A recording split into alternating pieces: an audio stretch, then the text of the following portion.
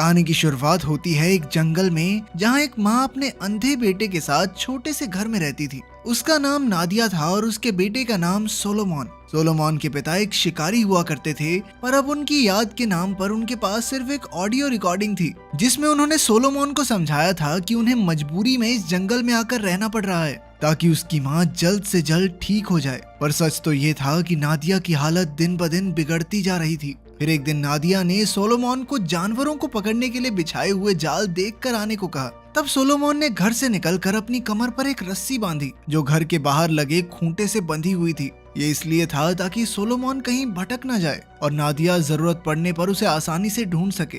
फिर कुछ दिन बाद सोलोमन के पिता का जन्मदिन आया तो उसकी माँ ने कहा कि उन्हें मछली पकड़ने जाना चाहिए। जब वो नदी किनारे पहुंचे तो सोलोमन को एहसास हुआ कि सारे जानवर और पक्षी अचानक गायब हो गए थे। अब वो चुपचाप नदी किनारे बैठ गया, पर फिर भी बड़ा अजीब सा महसूस कर रहा था। तब नादिया ने सोलोमन को कुछ कीड़े ढूंढने को कहा, जिनकी मदद से वो मछली पकड़ सके। जब सोलोमन को थोड़ी दूर जाकर कीड़े मिले तो उसका हाथ पत्तों के नीचे छुपी हुई लोहे की जंजीर पर पड़ा, लेकिन इससे पहले कि वो जंजीर खींचता, नादिया उसे उठाकर वहाँ से पीछे ले आई और कहा कि अब उन्हें घर वापस चलना चाहिए। घर लौटकर नादिया ने अपनी बकरी संभाली जो उन्हें दूध देती थी, पर इस सब के बीच वो सोलोमन से ये छुपा रही थी कि उसकी हालत बहुत खराब थी। खैर, शाम को उसने केक बनाया और सोलोमन ने खुशी खुशी मोमबत्तियां बुझाई। रात के समय नादिया ने जंगल के राक्षस के बारे में सोलोमन को एक कहानी सुनाई और उससे वादा लिया कि वो कभी भी जंगल में दूर तक नहीं जाएगा। न जाने क्यों ऐसा लग रहा था कि जैसे वो कुछ छुपा रही है। अपने बेटे से वादा लेकर वो कहीं चली गई और फिर कभी लौट कर ही नहीं आई। वो अपने पीछे एक ऑडियो रिकॉर्डिंग छोड़ गई थी, जिसमें उसने सोलोमन को अलविदा कहा और उसे 3 चीजें हमेशा मानने को कहा। पहला रूल था कि जो भी उसे जंगल से मिलता है, उसका थोड़ा हिस्सा उसे जंगल को वापस देना होगा। दूसरा रूल था कि जब भी वो अकेला महसूस करे तो वही गाना गुनगुनाए जो वो अपनी माँ के साथ गाया करता था। और आखिरी रूल ये था कि जब भी वो घर से निकले तो उसे किसी भी हालत में रस्सी नहीं उतारनी। इस तरह कई साल बीत गए और अब सोलोमन 17 साल का हो गया था। अब वो अपने सारे काम खुद करने में माहिर हो चुका था, चाहे वो शिकार करना हो या मछली पकड़ना, लकड़ियों से आग जलाना या फिर जानवरों के लिए जाल बिछाना। जिस दिन वो ज्यादा दुखी होता, उस दिन अपने माँ बाप की छोड़ी हुई ऑडियो रिकॉर्डिंग सुन लेता। फिर एक दिन जब वो घर के पास बैठा खाना खा रहा था तो अचानक दूर से उसे एक अजीबोगरीब आवाज सुनाई दी। वो अपनी प्लेट नीचे रखकर जंगल की ओर बढ़ा, लेकिन उसे कुछ भी नहीं मिला। हालांकि वो महसूस कर सकता था कि उसके आसपास कोई जरूर है। खैर, रात को सोने से पहले उसने दोबारा से अपनी माँ की रिकॉर्डिंग सुनी, लेकिन उसके बाद वो सो नहीं पाया। अब वो घर से बाहर निकला तो अचानक उसे अपनी बकरी के रोने की आवाज सुनाई दी। तो वो तुरंत ही आवाज की दिशा में भागा, लेकिन जल्द ही उसकी कमर पर बंधी हुई रस्सी खत्म हो गई। तभी अचानक उसे महसूस हुआ कि बकरी की लाश उसके सामने ही जमीन पर पड़ी है। लेकिन इससे पहले कि वो कुछ करता, अचानक किसी ने बकरी को तेजी से खींच लिया और अंधेरे जंगल की ओर ले गया। तब सोलोमन को एहसास हुआ कि उसके हाथ खून से सने हुए थे, तो उसने घर लौटकर अपने हाथ साफ किए। खैर, फिर वो पहले की तरह जिंदगी जीने लगा। फिर एक दिन अचानक उसे जंगल में गोली चलने की आवाज आई, तो वो तुरंत उस दिशा में भागा। कुछ ही देर में वो एक हिरन की लाश तक आ पहुंचा, पर तभी पेड़ों के पीछे से एक शिकारी निकला और कहने लगा कि वो हिरन उसका शिकार है। इस अनजान आदमी से सोलोमन इतना डर गया कि उसने अपना चाकू हवा में चलाना शुरू कर दिया। तब शिकारी ने अपनी राइफल का बट सोलोमन के सर पर मारकर उसे बेहोश कर दिया।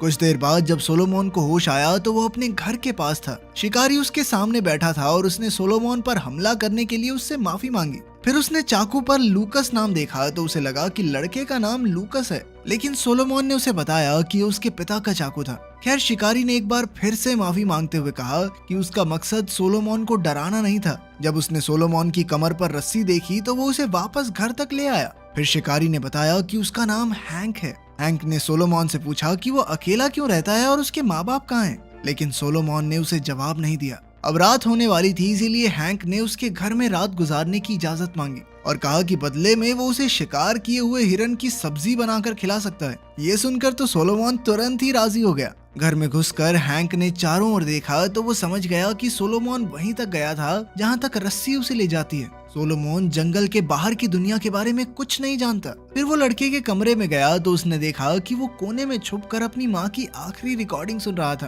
तब हैंक ने देखा कि उसकी माँ खुद अपने हाथों से उसके लिए किताबें लिख कर गई थी। ये सब देखकर हैंक को सोलोमन पर बहुत तरस आया और उसने सोलोमन को प्यार से खाना दिया। फिर उसने सोलोमन से कहा कि वो उसे यहाँ से बाहर निकाल कर शहर ले जाना चाहता है। ताकि वो एक अच्छी जिंदगी जी सके। लेकिन जब सोलोमन ने साफ इनकार कर दिया तो हैंक समझ गया कि उसे अपने घर से बहुत ज्यादा लगाव है। खैर फिर उसने उनके घर में लगी तस्वीरों को देखकर कहा कि सोलोमन काफी हद तक अपनी माँ जैसा दिखता है। फिर खाना खाने के बाद वो दोनों सोने चले गए, लेकिन सोलोमन अब भी हैंक के डर से चाकू हाथ में लिए बैठा था। कुछ देर बाद उसे एहसास हुआ कि हैंक उसे नुकसान नहीं पहुंचाएगा, तो वो भी सो गया। लेकिन आधी रात को अचानक वो दोनों एक जोरदार आवाज के शोर से उठ गए। ये किसी अजीब से जानवर के दहाड़ने की आवाज थी। तब हैंक एक टॉर्च और अपनी राइफल लेकर बाहर जांच करने गया। घर के चारों तरफ तो सन्नाटा था, इसीलिए वो घने जंगल की ओर निकल गया। जल्द ही उसे एक पेड़ के नीचे खून के निशान मिले, तो वो समझ गया कि यहाँ किसी जानवर की हत्या हुई है। उस पेड़ पर भी खून के काफी धब्बे थे।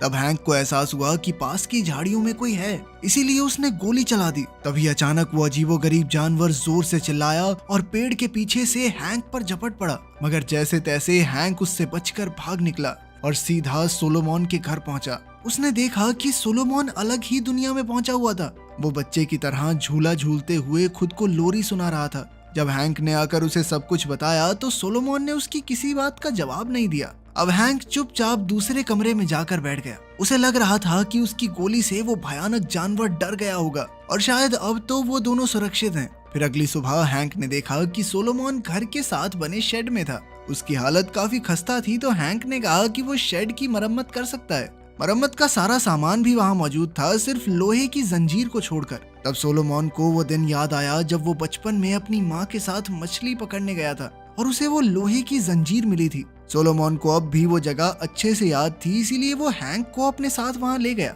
जब हैंक ने उसे रस्सी के सहारे रास्ता ढूंढते देखा तो वो काफी इम्प्रेस हुआ। तब सोलोमन ने कहा कि वो बचपन से लेकर आज तक इस रस्सी के सहारे ही घूमा है।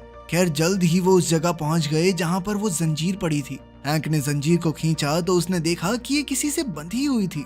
वो जंजीर के पीछे गया तो एक छोटी सी गुफा के पास आ पहुंचा। उसके पास एक आरी भी मौजूद थी, जिसे देखकर हैंक थोड़ा हैरान हुआ, मगर फिर उसने जंजीर काटी और उसे लेकर घर आ गया। फिर जल्द ही वो शेड की मरम्मत में जुट गया। कुछ देर बाद सोलोमन ने उसके पास आकर हिरन के मांस का छोटा सा टुकड़ा मांगा। फिर हैंक से मांस लेकर उसने वो टुकड़ा जंगल की ओर फेंक दिया। ये देखकर हैंक को कुछ समझ नहीं आया, तो सोलोमन ने उसे बताया कि ये उसके माँ बाप का बनाया हुआ एक रूल है, जिसके मुताबिक जंगल से जो भी मिले उसमें से थोड़ा जंगल को वापस देना होगा। खैर फिर हैंक ने कहा कि जंगल में मौजूद उस वहशी जानवर को पकड़ने के लिए उन्हें जाल बिछाना होगा, ताकि सोलोमन आगे भी सुरक्षित रह सके। फिर हैंक ने सोलोमन की रस्सी भी लंबी कर दी ताकि वो जंगल में और आगे तक जा सके। इसके बाद वो दोनों उसी दिशा में चलने लगे जहाँ हैंक ने उस खूंखार जानवर को देखा था। जैसे ही वो उस जगह पर पहुंचे जहां तक सोलोमन पहले वाली रस्सी के साथ पहुंचता था, तो अचानक किसी ने पीछे से उसकी रस्सी खींच ली और सोलोमन को तेजी से अपनी ओर घसीटने लगा। तब हैंक भी उसके पीछे दौड़ा और आखिरकार उसने सोलोमन को पकड़ ही लिया। उसने रस्सी काटी और तुरंत लड़के को उठाकर घर वापस ले आया। हैंक ने उसे शांत करते हुए वादा किया कि वो राक्षस को जाल बिछाकर जरूर पकड़ लेंगे। बाद में हैंक को सोलोमन की माँ की डायरी मिली, तो उसने ये डायरी सोलोमन को पढ़कर सुनाई। अपनी माँ की लिखी बातें सुनकर सोलोमन के चेहरे पर मुस्कान आ गई, मगर अचानक हैंक ने बीच में ही पढ़ना बंद कर दिया, क्योंकि शायद उसने कुछ भयानक पढ़ लिया था। वो सोलोमन को डराना नहीं चाहता था, इसीलिए उसने कहा कि रात बहुत हो चुकी है और उन्हें सो जाना चाहिए। फिर सोलोमन रोज की तरह अपनी माँ की रिकॉर्डिंग सुनते सुनते सो गया। उसके सोने के बाद हैंक घर से बाहर निकला और उसी जगह पहुंचा जहां उसे वो जंजीर मिली थी। उसने देखा कि वहां मौजूद गुफा के सामने कई जानवरों की हड्डियों का पहाड़ बना हुआ था। तब उसे एहसास हुआ कि शायद वो वहशी जानवर यहीं रहता होगा।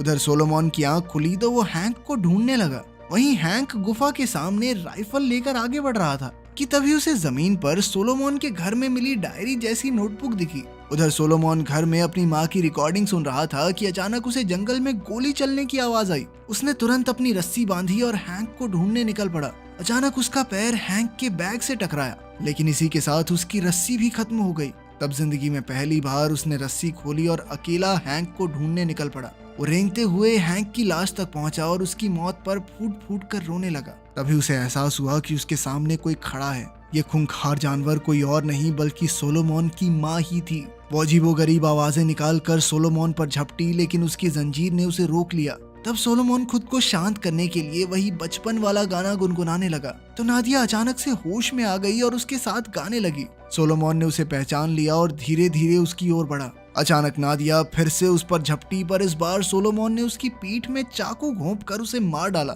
आखिरकार सोलोमन घबरा कर खांसता हुआ एक पेड़ के नीचे बैठ गया। तभी अचानक उसने आसमान की ओर देखा और उसकी आंखें भी बिल्कुल अपनी माँ की तरह हो गई। इसका मतलब ये था कि उसकी माँ की बीमारी उसमें भी आ गई थी और अब वो इस जंगल का खूंखार राक्षस बन चुका है। शायद इसीलिए उसकी माँ ने उसे कभी भी रस्सी छोड़कर आगे आने से मना किया था।